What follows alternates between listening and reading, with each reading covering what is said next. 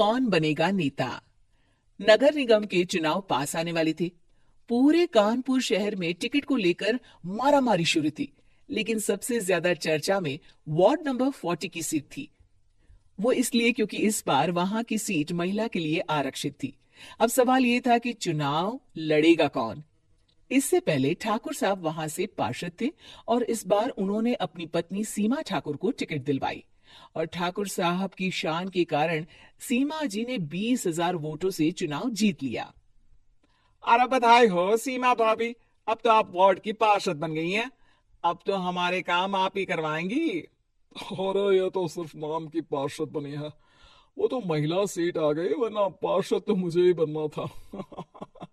अब भले ही चेहरा इसका होगा लेकिन पावर तो मेरी ही होगी। अरे वाह भाई साहब, क्या दिमाग लगाया है आपने भी। आइए आप लोग, खाना लगा दिया है सबके लिए।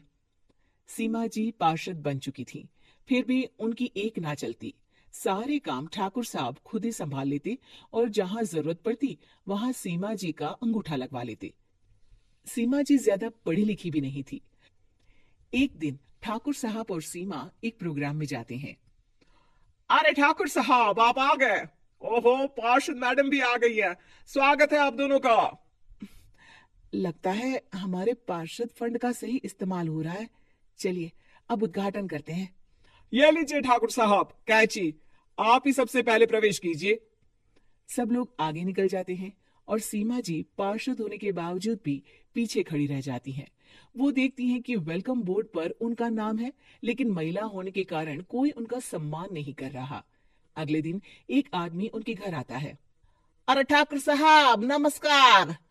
कल ना हम नोटिस किए कि हमारा घर तो अवैध है और नगर निगम वाले उसे तोड़ने आ रहे हैं। अरे कुछ कीजिए ना ठाकुर साहब। देखो भाई, मैं तो ज्यादा कुछ कर नहीं सकता, पर अगर तुम सबकी जेब गर्म कर दो तो कुछ हो सकता है। कुल मिलाकर 4 लाख लगेंगे। अरे 4 लाख ठाकुर साहब? अरे भाई, मैं अपने लिए नहीं मांग रहा हूँ। दरोगा है, इंजीनियर बाबू है, बड़े साहब है, सबको देना पड़ता है ना थोड़ा थोड़ा। बोलो है मंजूर? तभी वहां अचानक सीमा जी आ जाती हैं। अरे ये आप क्या कर रहे हैं? पहले इन्हीं लोगों से तो आपने वोट मांगे, अब इनसे ही पैसे ले रहे हो। अरे चुप रहो तुम। तुम्हारा काम है सिर्फ अंगूठा लगाना, तुम वही किया करो।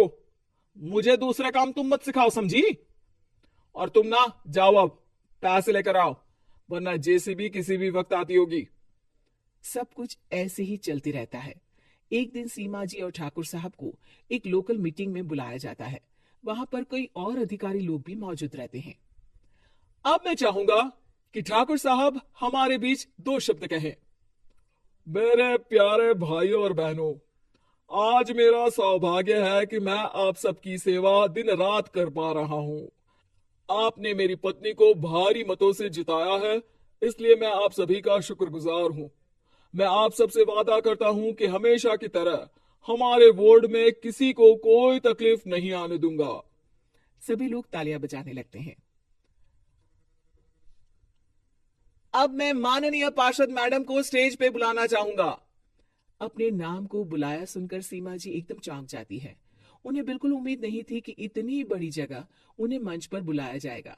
जैसे तैसे वो मंच पर चढ़ती हैं।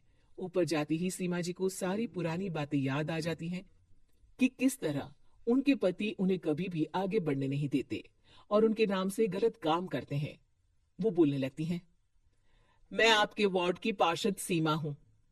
आप में से बहुत कम लोग ही मुझे जानते होंगे, क्योंकि इससे पहले मुझे कभी ऐसा मौका ही नहीं मिला।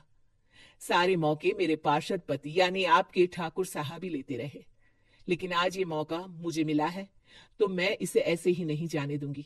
मैं आपको ये बताना चाहती हूँ कि आपके ठाकुर साहब मेरे नाम की आड़ में गैर कानूनी काम करते हैं, जिस पर अंगूठों के निशान मेरे होते थे। इसीलिए मैं अपनी गलती मानती हूँ और आज अपने पद से इस्तीफा देती हूँ, ताकि आगे से कोई गलत काम ना हो पाए। अब फैसला आप सबके हाथ में है कि आप हमें क्या सजा देना चाहते हैं।